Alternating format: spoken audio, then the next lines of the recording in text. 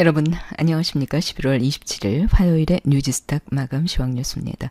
오늘도 이번 주에 있을 글로벌 빅 이벤트를 향한 낙관적 흐름이 시장에 반영된 모습을 보였습니다. 기관과 외국인은 동반 매수했지만 개인들은 금년 들어서 주식시장이 워낙 변동성이 심했기 때문에 조금 오르면 매도하는 그런 자세를 계속 보여주고 있습니다. 누가 오른지 이번 주가 지나면 알 수 있겠죠. 오늘 코스피 지수는 16.4포인트 오른 2099.42, 코스닥 지수는 5.31포인트 오른 700.67, 원달러 환율은 0.7원 상승한 1129.7원을 나타내고 있습니다. 코스피 시장에서는 외국인이 1951억 원, 기관이 194억 원어치 순매수했고 개인은 2116억 원어치 순매도했습니다.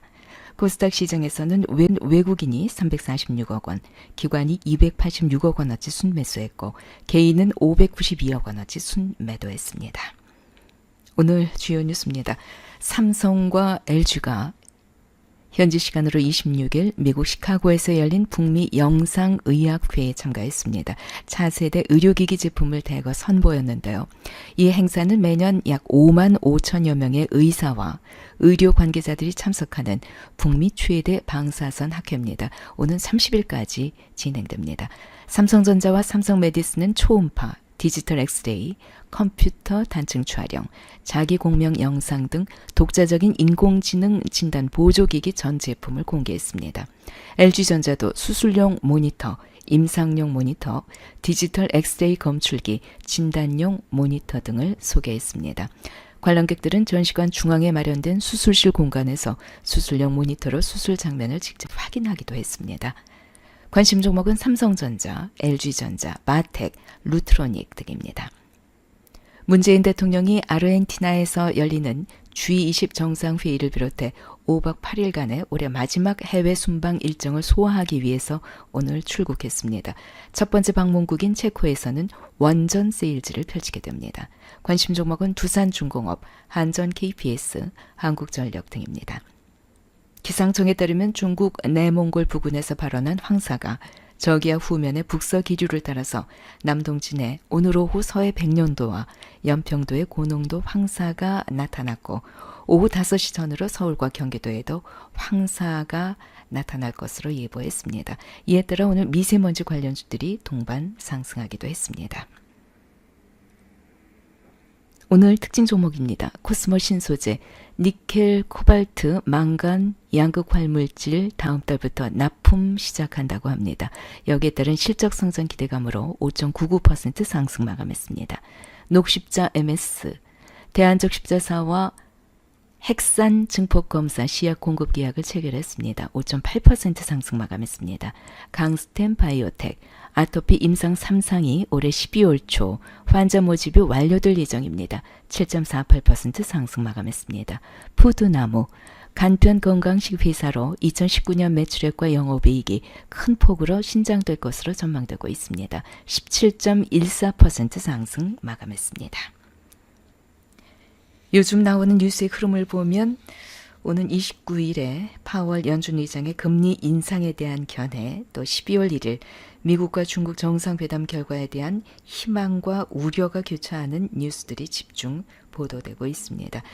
트럼프 미국 대통령이 오는 30일 아르헨티나 부에노스아이레스에서 열리는 G20 정상회의에서 시진핑 중국 국가주석과 무역협상 타결이 가능할 것이라고 현지 시간으로 26일 밝혔죠.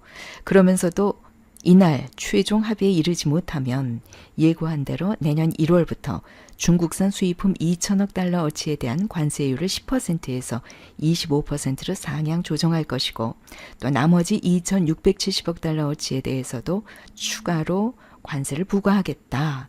이렇게 얘기를 했습니다. 그러면서 정상회담에 앞서서 중국을 재차 압박했습니다. 여기에 또 중국에서 생산되는 애플 아이폰 또는 랩톱 컴퓨터에도 관세를 부과하겠다. 이런 얘기도 했습니다.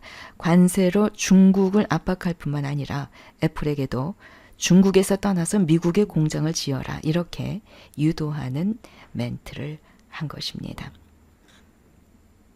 트럼프 미국 대통령 이중정이 이렇게 중국에 대해서 지속적인 압박과 함께 대화의 가능성을 피력함으로써 현재로서는 정상회담 결과를 예단하기가 상당히 어렵습니다. 하지만 트럼프 대통령의 재선을 향한 미국 내 입지를 두고 본다면 이번 미중 정상회담에서는 무역 분쟁에 있어서 숨고르기 정도의 완화적인 제스처는 보여주고 가지 않을까 하는 예상을 해볼 수가 있겠습니다.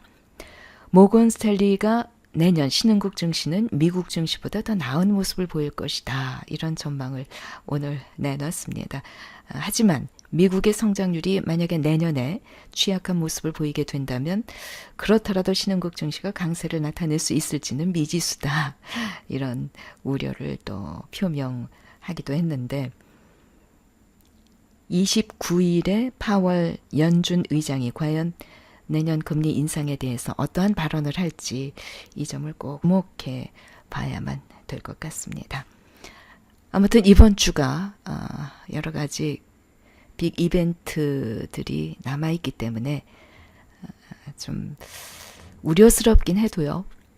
금년 내내 증시가 좋지 않았다는 점을 생각을 한다면 그래도 낙관적인 뉴스는 나오지 않을까 이런 희망을 가져보게 됩니다.